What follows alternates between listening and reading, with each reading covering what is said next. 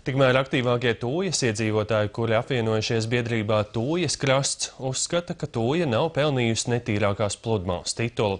To viņš šodien centās pierādīt ar darbiem Lielajā talkā, un stāsta Vidzemes kolēģi. Kopīgi rīt kafiju un darbu sadali, jo biedrības Tūjas krasta tautsniekiem šodien kopjam ir ne tikai jūrmala, bet galvenie spēki tomēr pludmalei. Kas tad ir visvairāk par to jūrmalu? Godīgi sakot, var visu kaut ko atrast. Parasti jau kā mums sadzīves atkritumu. Viktors pēc 6 darba gadiem Vācijā atgriezies Tūjā un vērtē, ka atkritumu būtu mazāk, ja varētu nodot plastmasas pudeles. Vācijā šī pedantiska, bet tur jau savādāk sistēma ir ar atkritumiem. Tur visi atkritumi maksā naudu.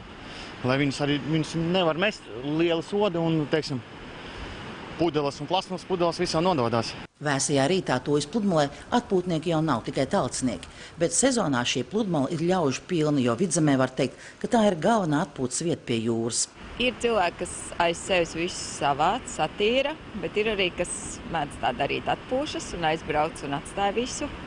Bet mēs jau arī šeit, kas dzīvojam, mēs atnākam uz pludmali, redzam, tad jau arī tajā brīdī nekas cits neatliek kā savākt. To atzīst neviens Tūjas iedzīvotājs, ka ikdienā nākot uz pludmali paceļ arī citu atstātos atkritumus. Un arī Lielā talka te nav vienīgā. Mēs talkojam vismaz vēl reizi divas. Tas ir pēc sezonas noteikti veidojam vietējo tā kā biedrības talku, kur pludmali, vācam, kas ir pēc vasaras paukas, teiksim tā, neatstājam to uz nākamo gada aprīli, kad ir lielā Latvijas talka. Jā, bet kā tad Tūja varēja tikt pie netīrākās pludmales titula? Izrādās monitorings te veikts pēc Līgos svētkiem un saskaitīts tas, kas palicis Jāņu ugunskuros. Tā pludmale bija pēc Jāņu ugunskura, un ugunskurā pārsvarā bija naglas.